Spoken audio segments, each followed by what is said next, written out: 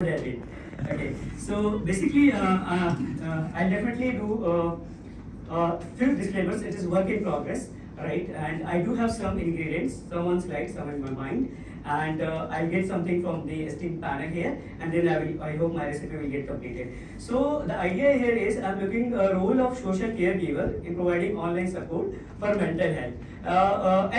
One question from the audience. Any of you here who's not in social media, any kind of social media, even Instagram is okay.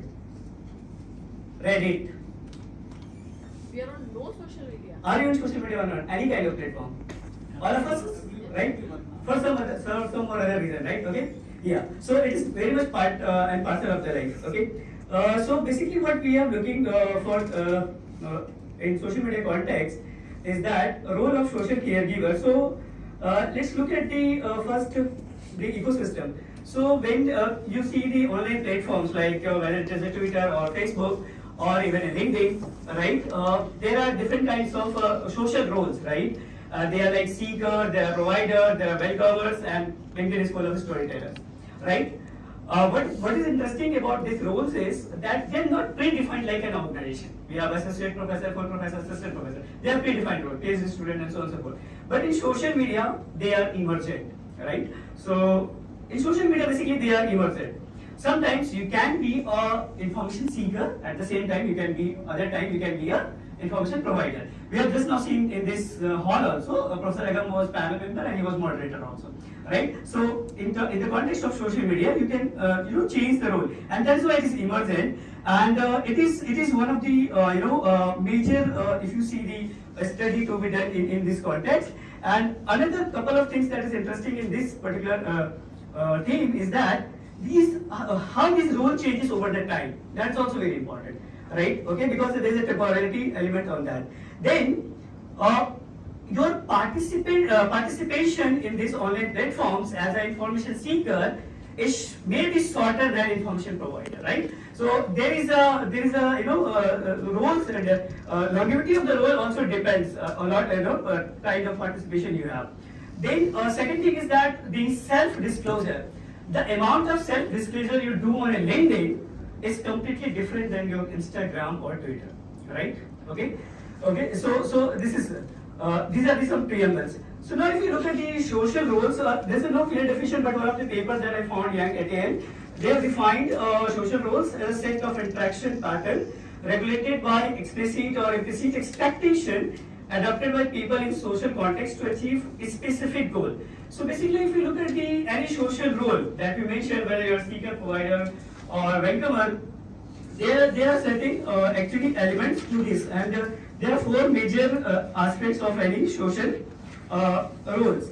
They have goal, they have some interaction pattern, expectation, and the context. In this context, in my context, it is a mental health, right? And the interaction pattern is they are giving social care, right? They are providing social support to whom? Those who are disclosing or they are looking for advice about mental health.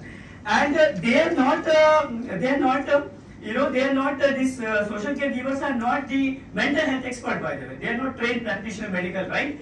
They are someone who is passionate, right? And they are and there may be like people who are having lived experience of the mental health issue, right? And now they are doing advocacy on a mental health awareness and so on and so forth. And that's what I'm defining them as a social caregiver.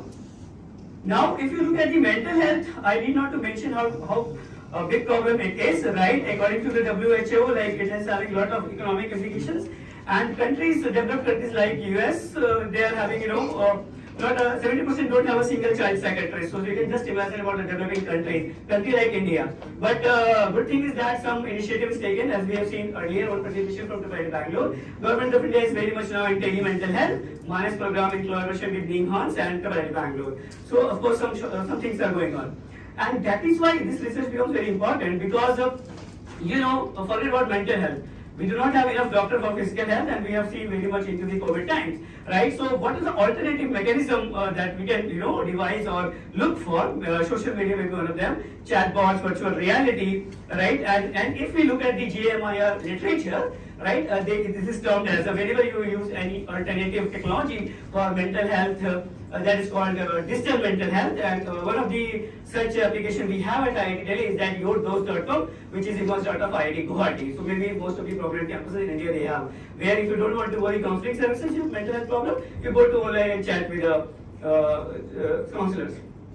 Now, so what we are looking here in this paper is that it is found that in literature that health-related discussion on social media is having positive outcomes, right, over the patient experience. But then it is very less understood, like how this, what should be the engagement pattern, right, or how this engagement helps. So this is one of the research questions. First, that is how do social caregiver engage in mental health problem-based post when on social media, and how I will answer it.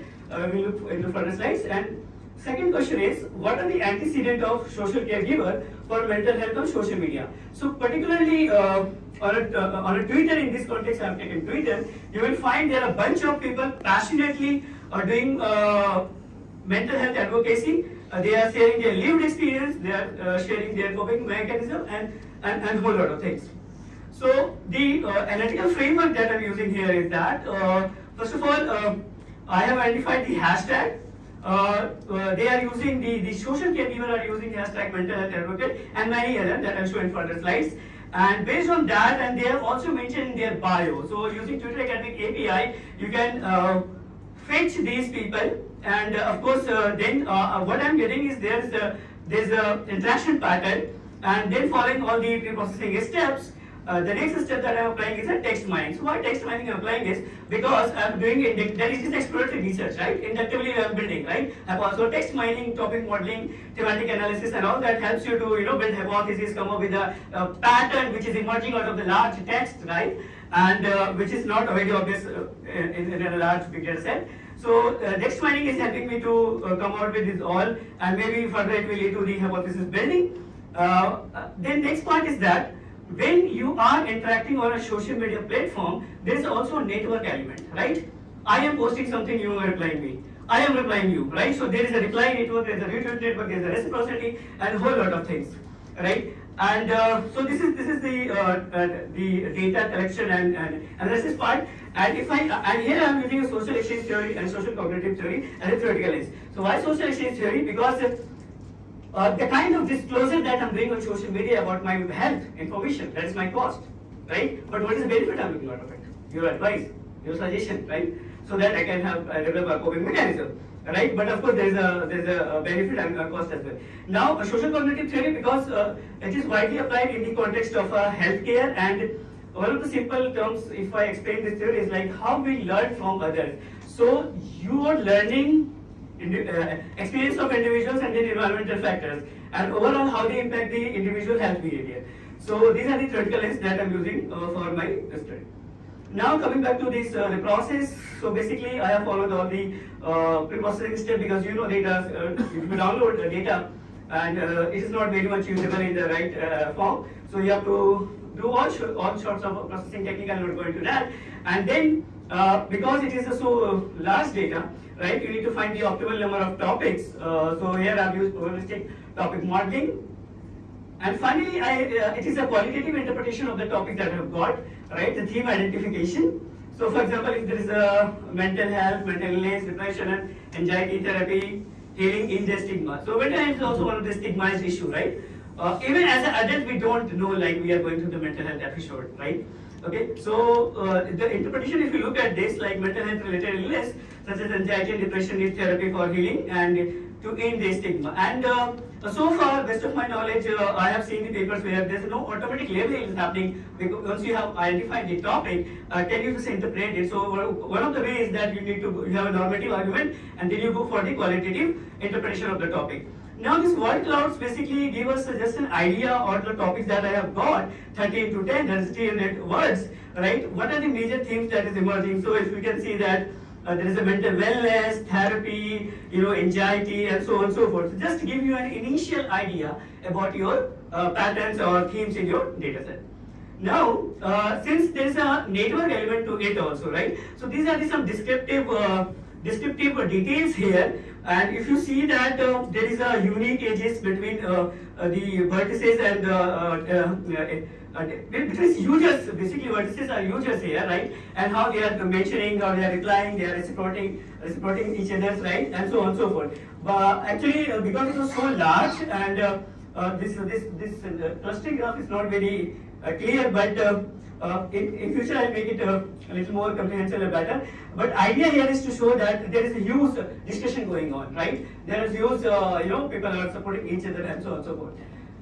Now, the hashtag that people, these social caregiver are using is like mental health advocate, mental health awareness, mental health matters, because it is a stigma issue. So you need to have this awareness mechanism among the people, right? And then of course, anxiety, depression, wellness, and self-care.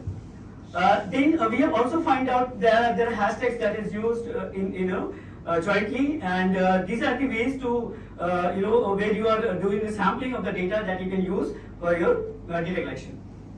Then, as Professor Urban mentioned in the keynote speaker, that it was just the exploratory part, right? And this is not yet that answered my first question, right? How people engage. Of course, the descriptive metrics just give an idea, like, okay, how the engagement is happening. But for this part, I have one idea here, right? That I'll show here. The idea that I have is, you see, I have, these are the top social caregivers that currently I have handpicked. My idea is to individually go to these profiles, collect the data, and annotate it how they are communicating, right? Are they using hashtag? Are they using hyperlinks? Are they using images, and emojis, and all sorts of things? And then there are other set of the users whether they are just using the text, right? Or is there any difference? So basically, I will be able to find out the engagement pattern for my first question, which was my first RQ one, right? Now, to answer the second question, right, that what are the antecedents of social caregiver? So then after looking at the literature, I found that this I told you social caregiver is having goals, right? And sometimes these goals are, they just feel, as per literature, they are having pleasure to give mentorship or sharing their expertise, right? So the social caregiver, social care people feel social support, they provide social support, they provide peer support, they do empowerment, because they feel social learning, there are some social characteristics they feel, right? So these are the some possible construct for my survey instrument I have identified. It is in just nascent stage. And the other idea that I have is, maybe I can go with the same structure interviews and talk to them. And then I'll see like whether I'm able to apply the mixed method research approach and to conclude this study. So this is all from my side.